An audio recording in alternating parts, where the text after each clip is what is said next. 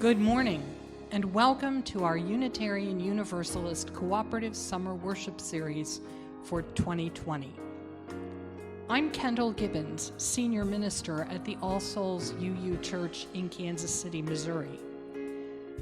When our congregations pivoted suddenly to online worship back in March, in response to the outbreak of the coronavirus pandemic, we all had to invent new formats and adapt to new technologies instantly.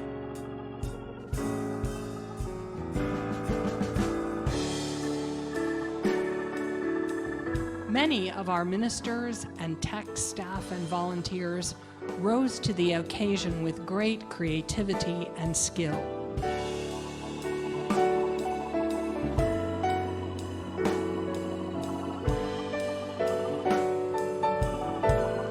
Now, during our traditional summer break and study time, we take this opportunity to share our discoveries and learn from each other through a series of virtual visits to Sunday services with a cluster of our neighbor congregations. Through the gift of online worship, you will hear from some of our newest up-and-coming young preachers and some of our wisest senior colleagues.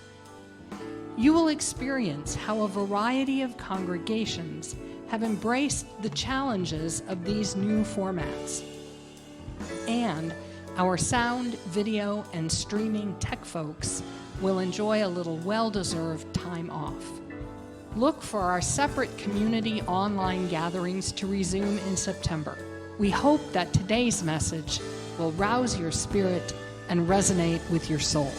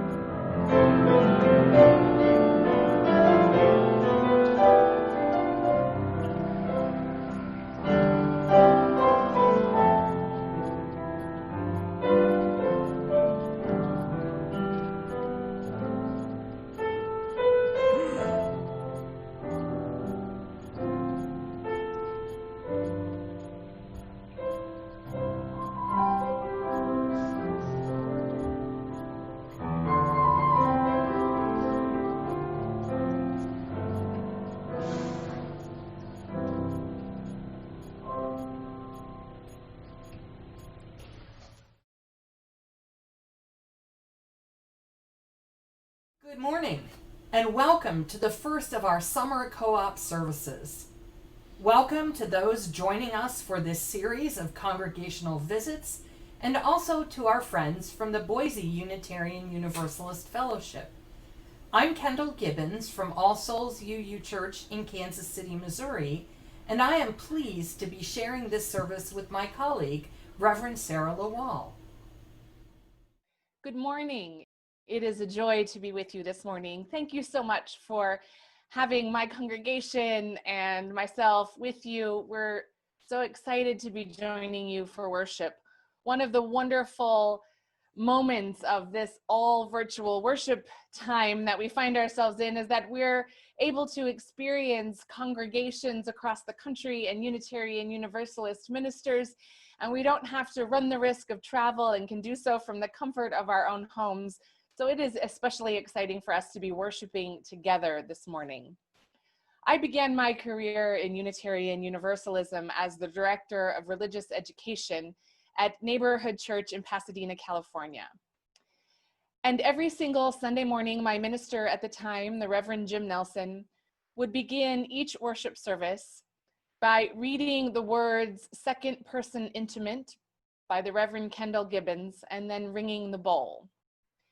Each week I heard those words anew, and each week they invited me deeper into my own spiritual self, into a place of prayer and of grounding and of connection to that which is larger than all of us. And each week I heard something different.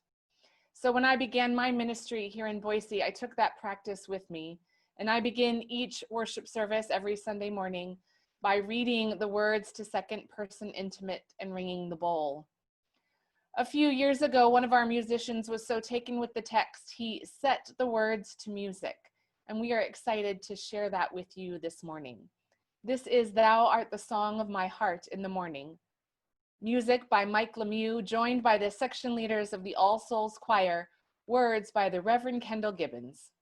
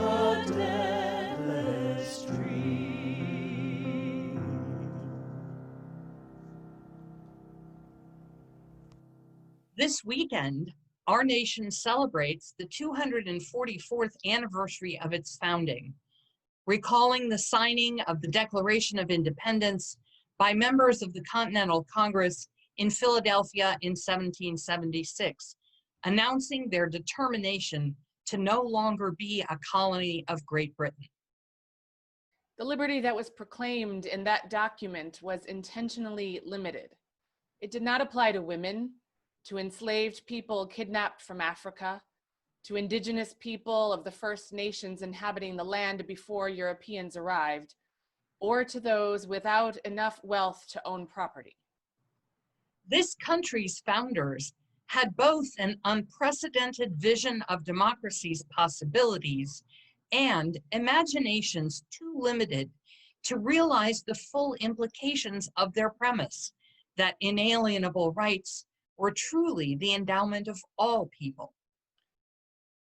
That failure of recognition would weave violence, suffering, and injustice into the fabric of the new nation for centuries to follow, and leave us struggling with its structural oppression in these present days.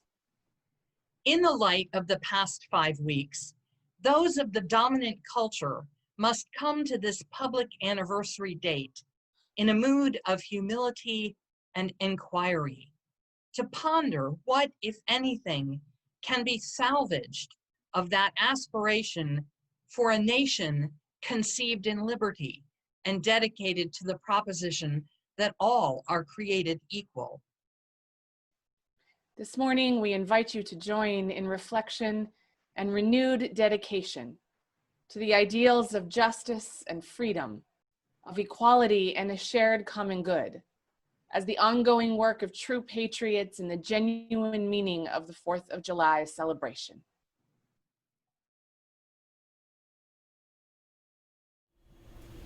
May the flame of the chalice that we now kindle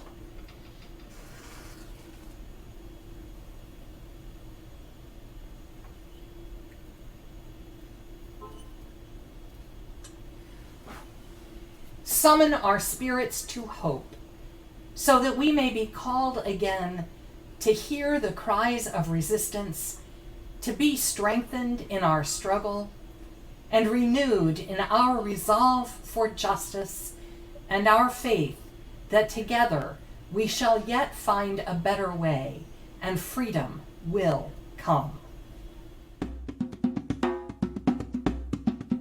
Freedom is coming, freedom is coming, freedom is coming, oh yes I know.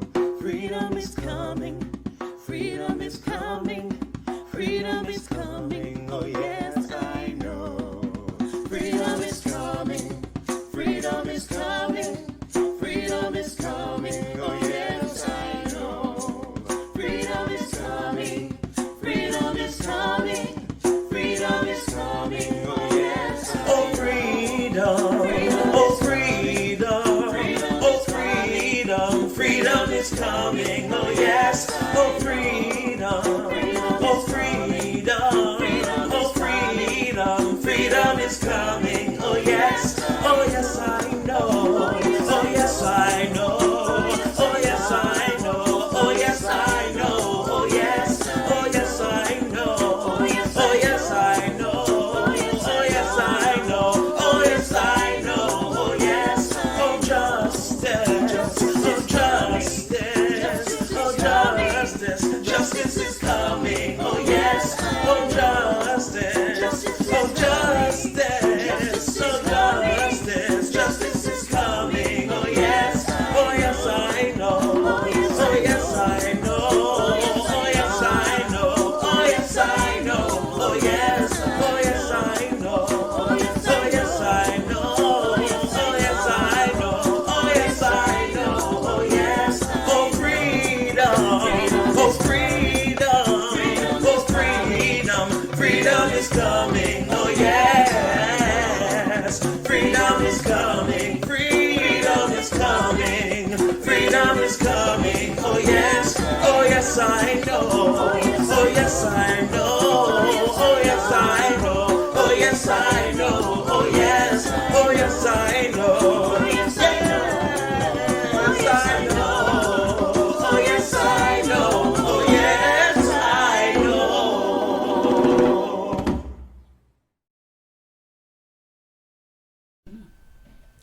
Now let's join together in speaking once again our covenant promises to this community. Together we affirm, goodwill is the spirit of this church, and service is its law.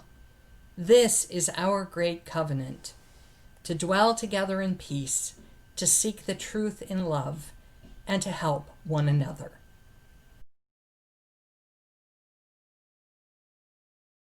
Like to invite all the children and youth out there to come a little closer to the screen, to gather round with your families for our time for all ages this morning.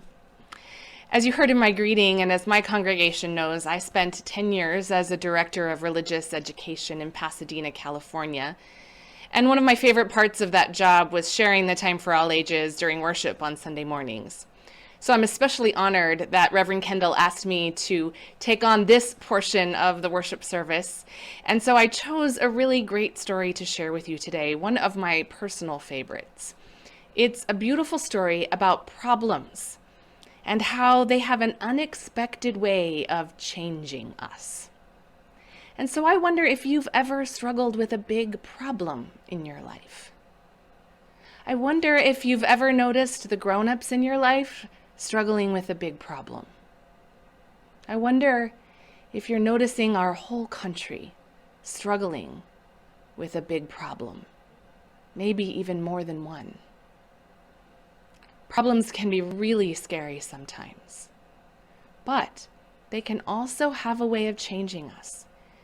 And if we allow ourselves to be open to the possibility, we might begin to see our problems in new and different and even exciting ways. This story is called What Do You Do with the Problem? Written by Kobe Yamada and illustrated by May Beeson. I don't know how it happened, but one day I had a problem. I didn't want it. I didn't ask for it. I really didn't like having a problem, but it was there. Why is it here? What does it want? What do you do with a problem? I thought. I wanted to make it go away. I shooed it. I scowled at it. I tried ignoring it, but nothing worked. I started to worry about my problem. What if it swallows me up? What if my problem sneaks up and gets me? What if it takes away all of my things? I worried a lot. I worried about what would happen. I worried about what could happen. I worried about this and I worried about that. And the more I worried, the bigger my problem became. I wished it would just disappear. I tried everything I could to hide from it. I even found ways to disguise myself, but it still found me. And the more I avoided my problem, the more I saw it everywhere. I thought about it all the time. It didn't feel good at all. I couldn't take it anymore. This has to stop, I declared. Maybe I was making my problem bigger and scarier than it actually was. After all, my problem hadn't really swallowed me up or attacked me. I realized I had to face it. So even though I didn't want to, and even though I was really afraid, I got ready and I tackled my problem. When I got face to face with it, I discovered something. My problem wasn't what I thought it was. I discovered it had something beautiful inside. My problem held an opportunity. It was an opportunity for me to learn and grow, to be brave, to do something.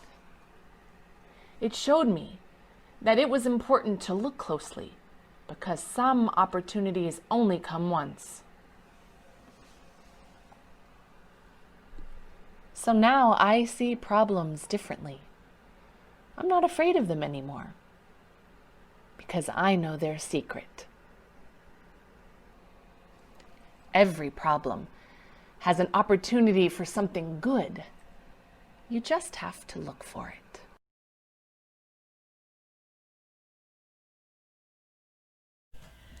Our UU congregations are each unique in their own ways, yet there is much that makes us similar.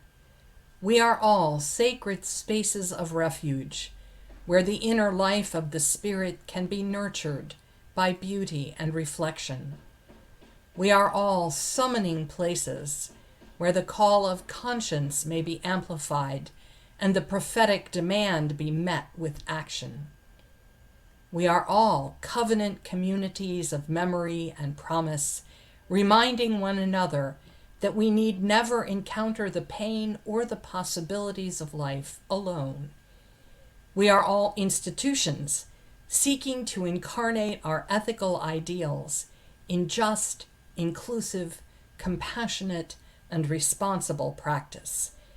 We are all dependent upon the enthusiasm and generosity of our members to sustain our work and build an enduring legacy.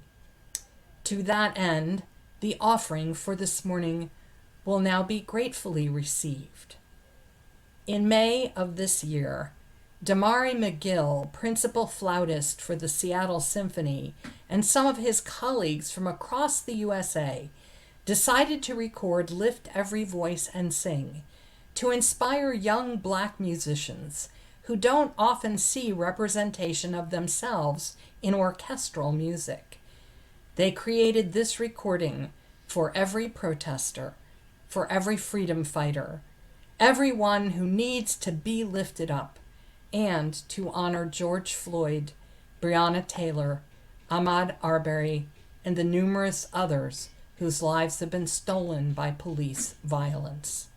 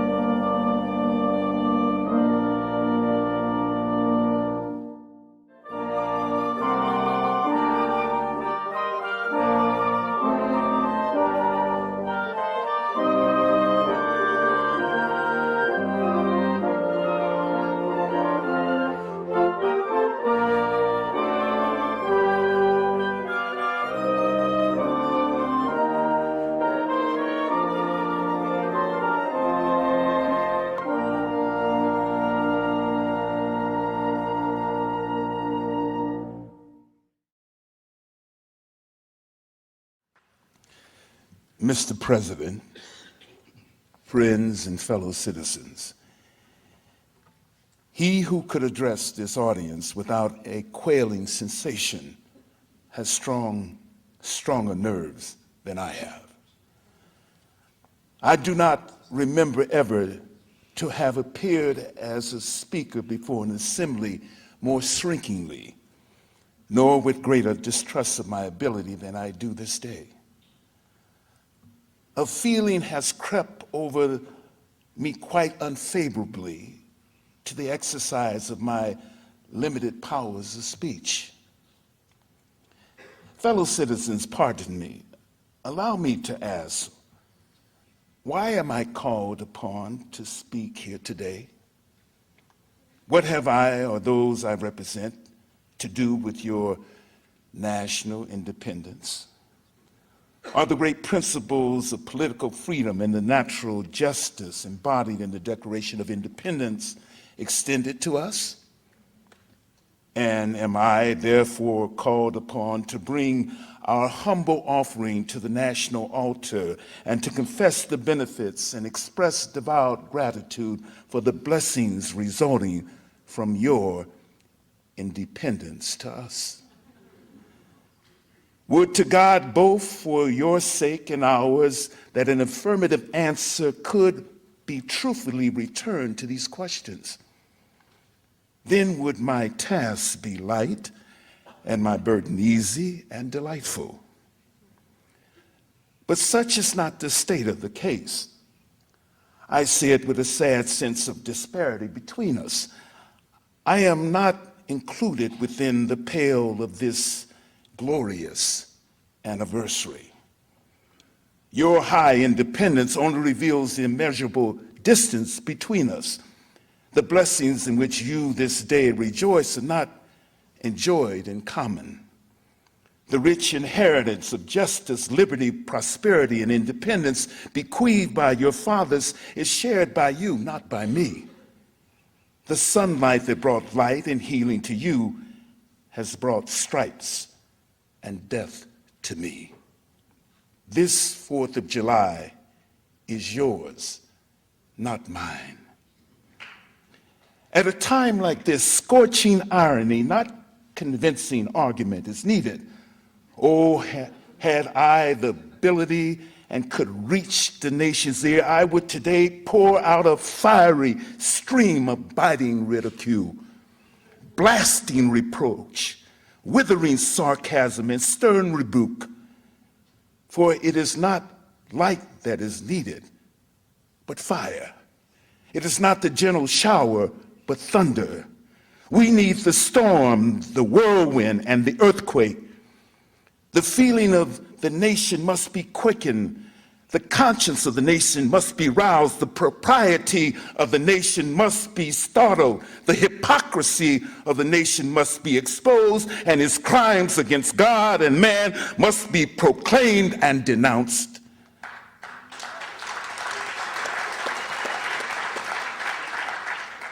What to the American slave is your 4th of July? I answer, a day that reveals to him more than all other days in the year the gross injustice and cruelty in which he is the constant victim.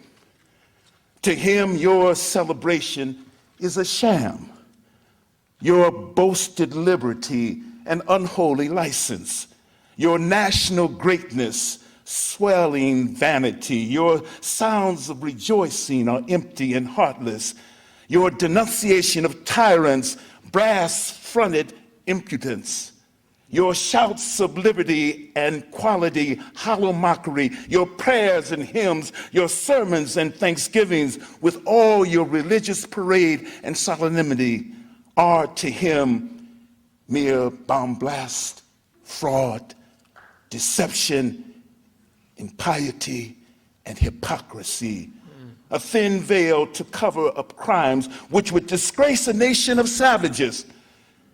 There is not a nation on the earth guilty of practices more shocking and bloody than are the people of the United States at this very hour. Go where you may, search where you will, roam through all the monarchies and despots of the old world. Travel through South America, search out every abuse, and when you have found the last, lay your facts by the side of the everyday practices of this nation, and you will say with me that for revolting barbarity and shameless hypocrisy, America reigns without a rival.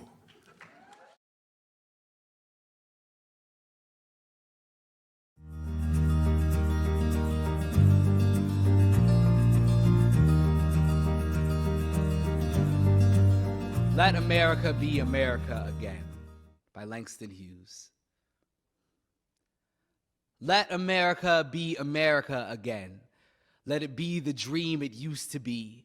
Let it be the pioneer on the plain seeking a home where he himself is free.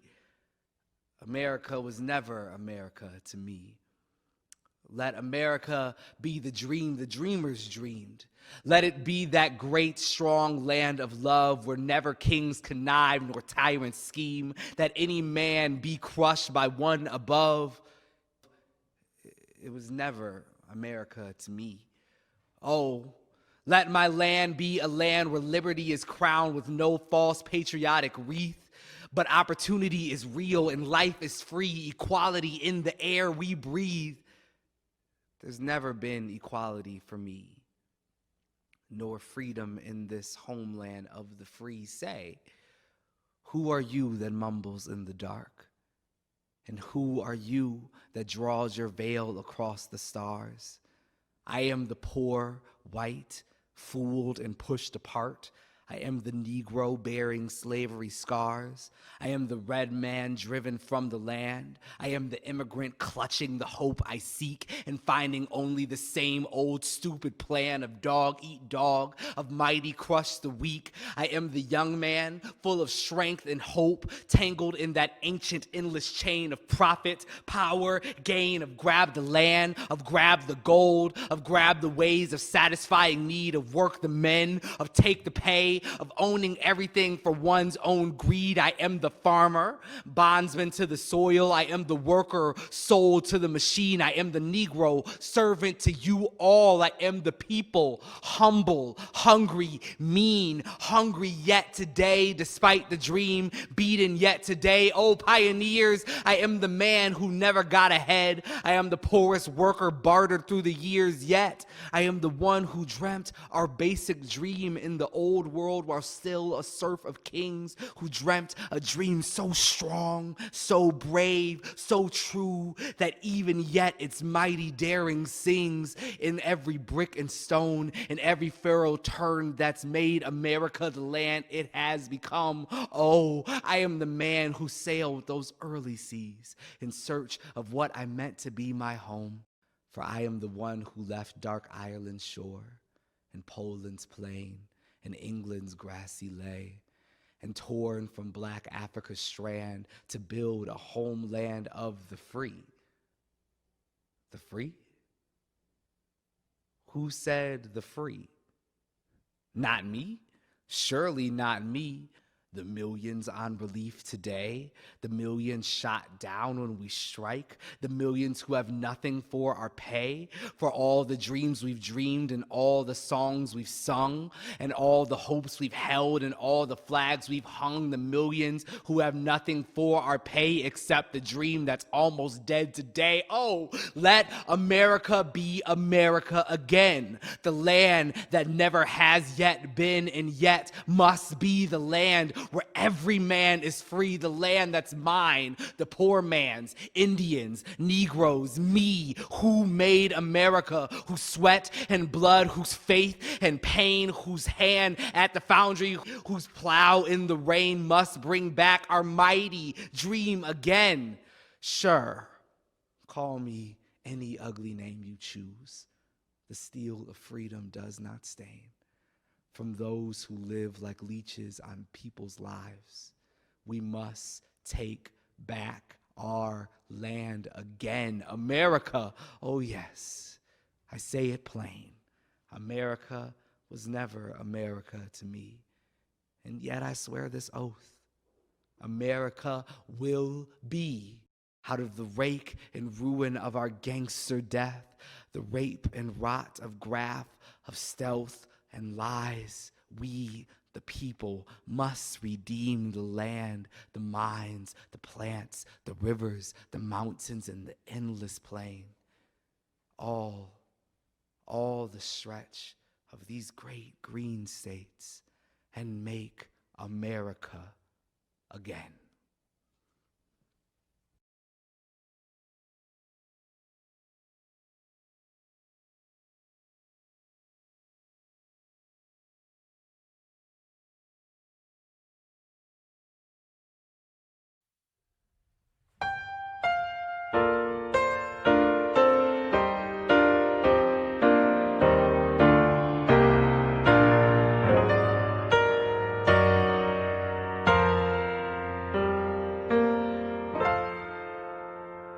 I was born by the river in a little tent, and oh, just like the river I've been running ever since.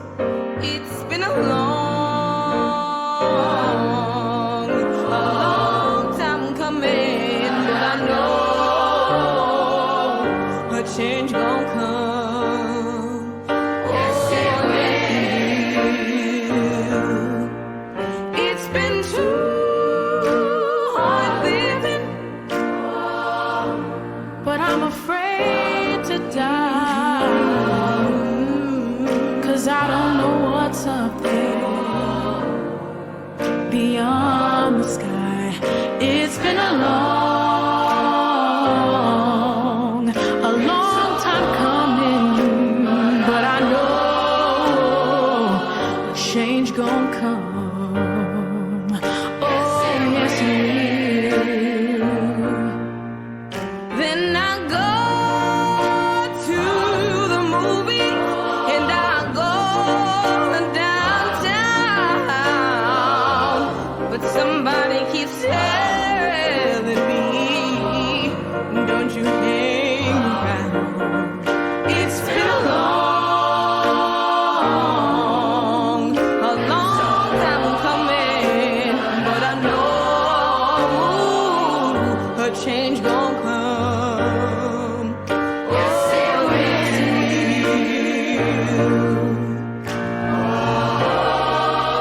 Then I go to my brother,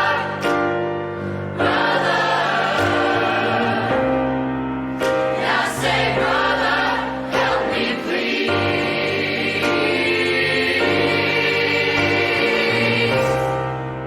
But he keeps on knocking me.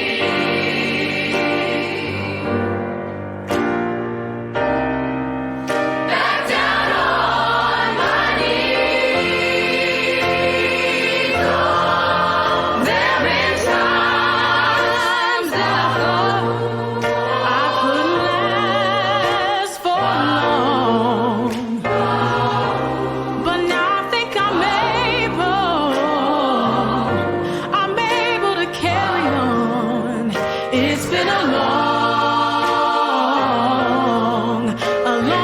time coming, but I know a change gon' come. Yeah, yes it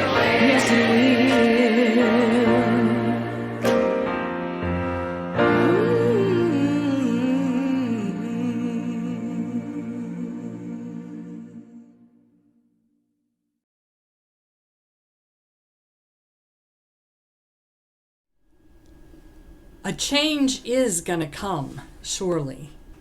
Even if it be just a few months away yet. This country will never be the same after the current administration is done with it, or we are done with them. Today's generations and our sense of safety will never be the same after our experience of a sudden worldwide pandemic. And our society will never be the same after the confrontation with systemic racism that is still unfolding in our midst. These are all good things, it seems to me. As Adrienne Marie Brown has said, things are not getting worse, they are getting uncovered. It is necessary to hold each other tight and continue to pull back the veil. The 4th of July national anniversary has so often been the celebration of our veils, the ways in which the dominant culture has turned aside from some aspects of our history, refusing to remember them, and painted others in glowing colors that serve to hide their discomforting truths. If the protests and demands for change and policing methods across the country that were triggered by the murder of George Floyd last month prove nothing else, they certainly demonstrate that symbols do in fact matter. Anything can take on a political implication.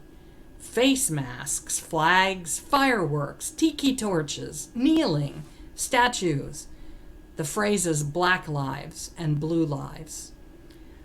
Apparently, Sinclair Lewis never actually said that if fascism ever comes to America, it will arrive wrapped in the flag and carrying a cross, much as he would have probably approved the sentiment, but someone did, and it was a prescient statement.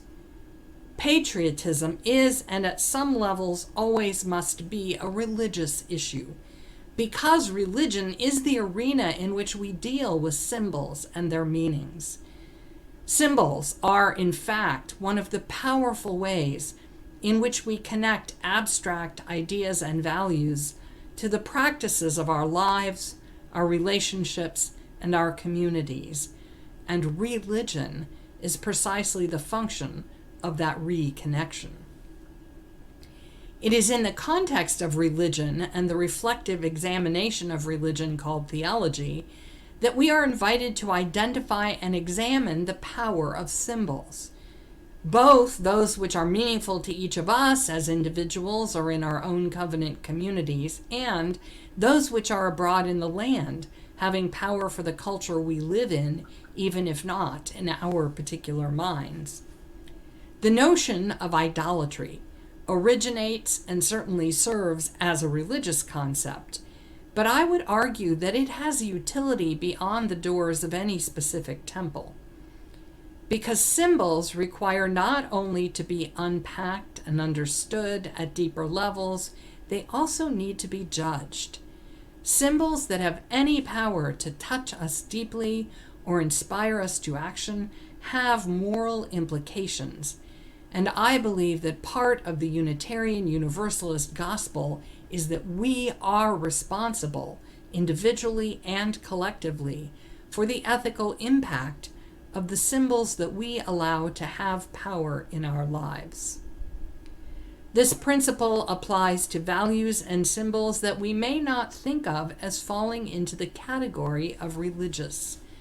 As we have lately seen, both historical symbols and political symbols can arouse in us the same kind of fervor, speak to that same sense of intimate identity and ultimate value that touches us in deep places beyond reason and intellectual assent. We need symbols and what symbols do to and for us. Without them, we are deprived of a taproot to reach our full humanity. And yet I think in the end we must take responsibility for which symbols we choose to give our hearts to, in politics no less than in faith. And we must remain open to reconsidering the implications of those symbols to others, for our own interpretations are not the only thing that matters.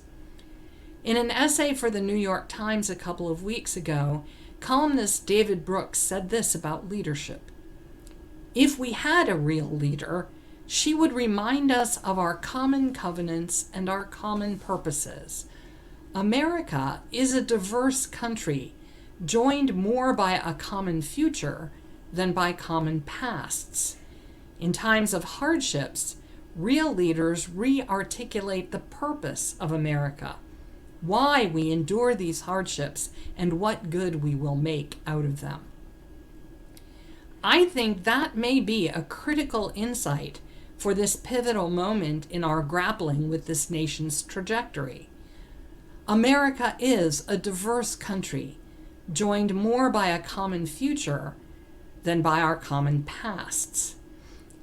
Indeed, it feels like whenever we try to manufacture a common past to celebrate, we trip over the realities of oppression and suffering that need to not be erased lest they be repeated or indeed continued even into the present.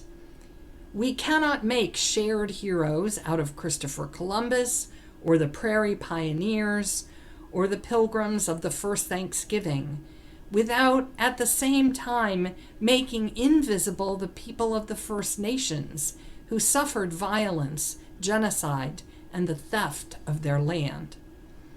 The descendants of Europeans and the descendants of the indigenous peoples do not share the narrative of a common past. We cannot celebrate any naive national significance of Independence Day without ignoring the terrible trauma experienced by those brought in chains from the shores of Africa and stripped of the most basic freedoms, dignities, and human rights for many generations. Black people and white people of today are not telling the same story about our collective history, as the words of Frederick Douglass remind us. Refugees from the pogroms of Poland do not share the same ancestral memories as Chinese and Asian immigrants, or as the descendants of French fur trappers or Spanish missionaries. None of their stories are untrue, except the one that says, "And they all lived happily ever after because the good guys won." This morning, I want to suggest that we might stand a much better chance of finding powerfully moving symbols of what we share as Americans if we were to take David Brooks's advice and look for them in the images of our collective future rather than our conflicted pasts. I say this not to seek comfort in oblivion as a white person, nor to suggest that any of our pasts ought to be ignored, nor to deny that traumatic memories of pain and injustice cross the generations and deform the lives of people of color even in the present, nor to diminish the sacred presence and power of the ancestors whose endurance and resilience give us strength today. America contains many communities of shared ancestry, but it is not one such as a whole, and it never has been. The stories of where we have come from are unique and diverse, and can never be forced into some imagined standard outline in order to make us feel connected or reconciled by fiat. The old proverb about those who refuse to learn from history being condemned to repeat it has a fair point. We cannot promise not to reenact the unhealed wounds of generations gone before if we cannot acknowledge the reality of their pain. In order to learn, we must first remember and be willing to hear and hold each other's stories. But our sufferings are just as inalienable as our rights. No one can discard them on another's behalf or appropriate them. Patriarchy, colonialism, and empire must be judged in the court of history and their stolen privileges repudiated and surrendered. That process in itself might be the first chapter in a truly shared history of the United States, one in which all our descendants might anchor their common understanding of citizenship. There are many arguments underway on this 4th of July weekend about both the facts and the meanings of our various pasts, about what is true and what is sacred, what gives us meaning and what gives us pain. To ignore or seek to silence that dissent from a triumphalist narrative is just one more act of colonial cultural dominance, which I believe that our faith calls us to resist. All of us must engage in unpacking the stories and symbols of our pasts, especially the places where reckless power and the grasp of privilege has left injustice, trauma, and complex generational anger and grief in its wake.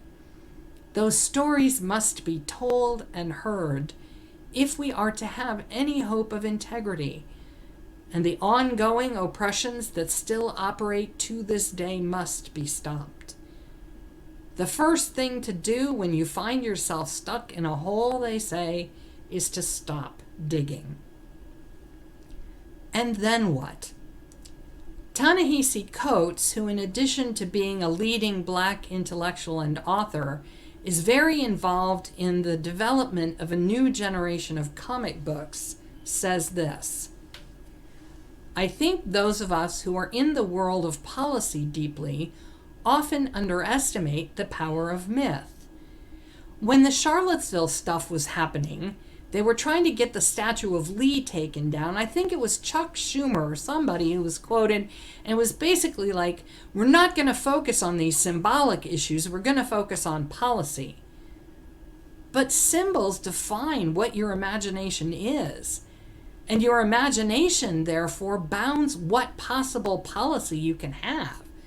It's not a mistake that those statues, and I'm getting to the subject of comic books, I promise you, it's not a mistake that those statues went up during the period of redemption and those early days of Jim Crow.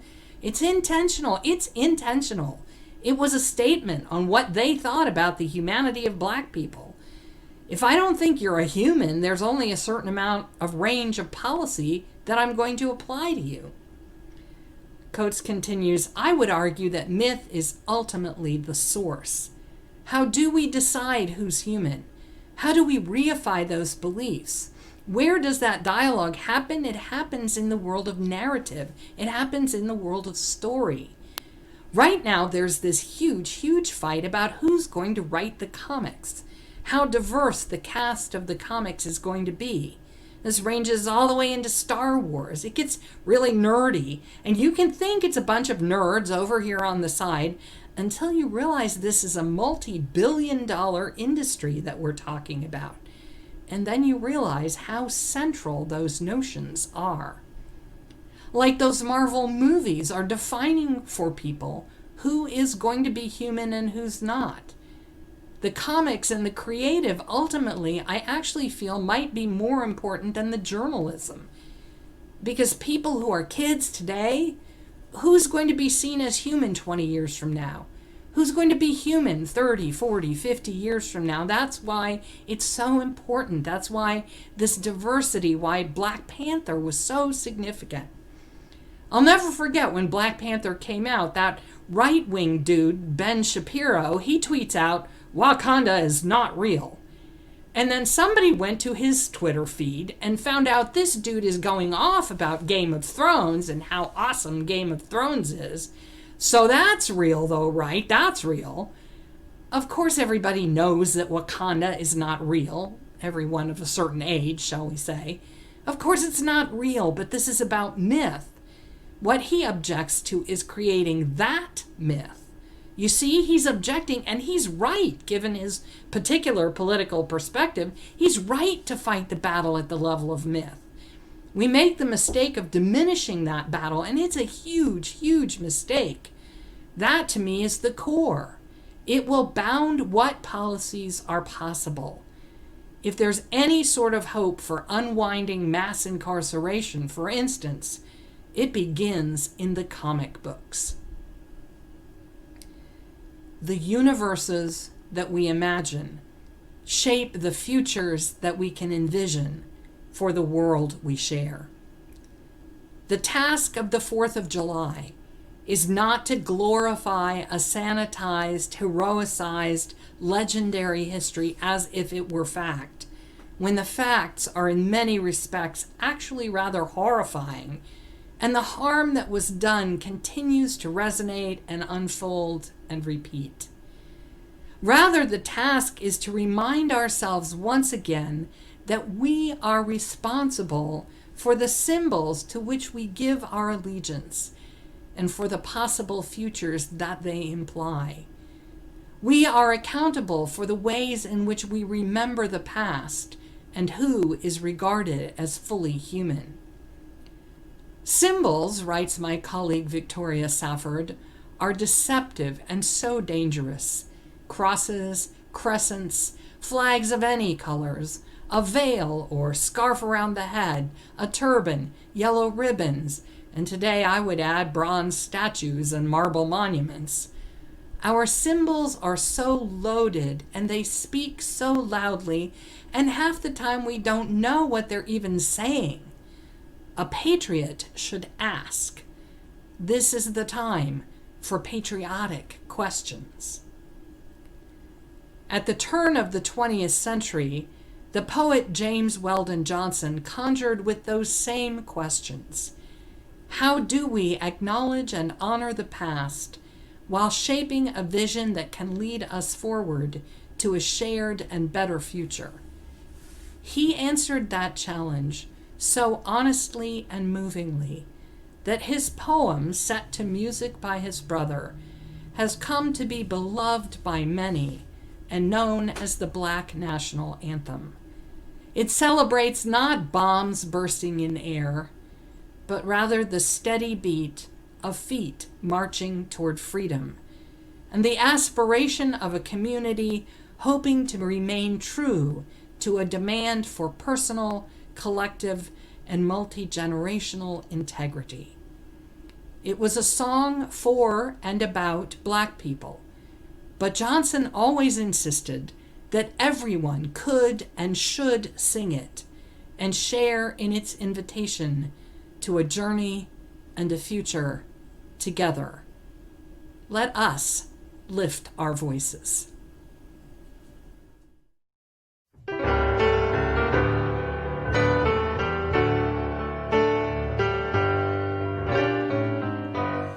Lift every voice and sing till earth and heaven ring. Ring with the harmonies of liberty. Let our rejoicing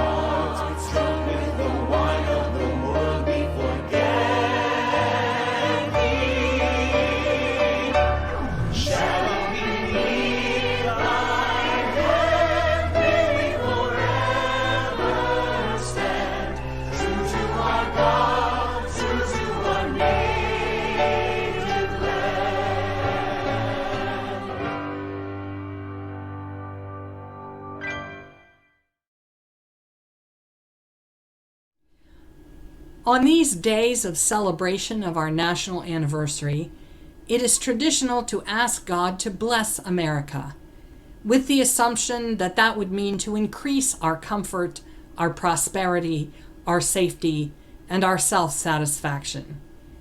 Today, let us ask a different, more real and challenging blessing. Spirit of love, in the holy name of freedom, open the eyes of our nation to its honest histories, to its deliberated cruelties, and its efforts to erase its marginalized children. Teach us humility, that we may earnestly seek to redeem harm done and resist harm underway today.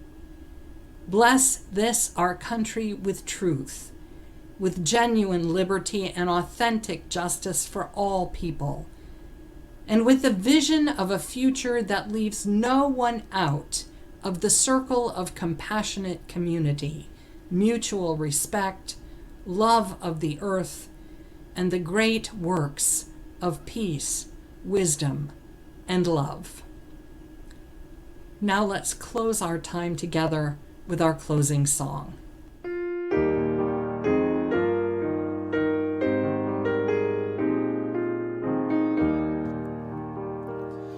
The heart of a nation which like sunshine goes everywhere, its temple all space, its shrine the good heart, its creed all truth, its ritual works of love.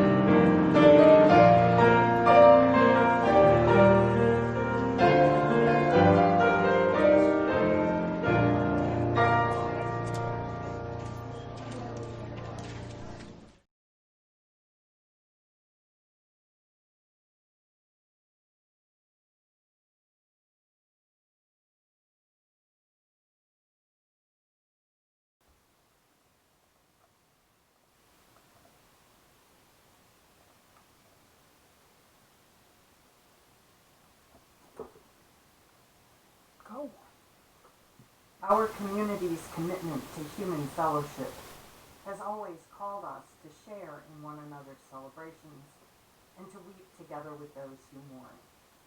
Good morning and welcome to our Joys and Concerns. This means that we have sometimes set aside a few moments in our gatherings to tell about the joys and concerns that are currently shaping our lives. And so, as we have become accustomed to connecting across the distances of safety, we continue sharing our joys and concerns in this way. Our beginning joy is always to welcome those who may have joined us for the first time today, and today in our first collective service, the members of the congregation in Boise and all those other congregations of our summer co-op, welcome. It is, of course, also a joy to welcome all those who are joining us here at All Souls in Kansas City for the first time. And then other joys and concerns include these.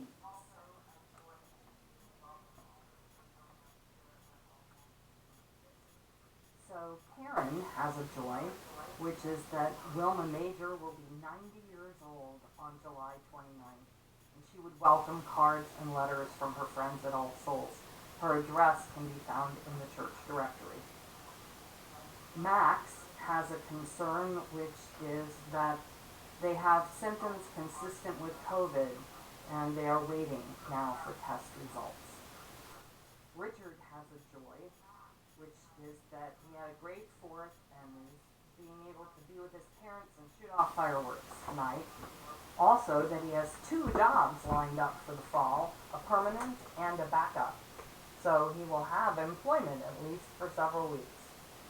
Morris has a joy, which is that yesterday, the 4th of July, was great for both him and Keith because they celebrated their 41st anniversary together. Keith is from Nebraska and Morris is from North Carolina, but they met right here in Kansas City. Barbara is celebrating a joy because she has had a birthday this week. Bonnie has a great joy, which is that hopefully they will be moving back into their house by next weekend. And this is after over 16 months in a hotel following a fire. So they're in a wonderful state of confusion, which is great to hear. Anthony also has a joy that he is so thankful for the diligent work over the last 14 weeks from our choir section leaders, Sarah LeVar, Shanna Jones, Tom Lancaster, and Darrington Clark. They are all amazing friends and majorly talented colleagues, and I would certainly second that.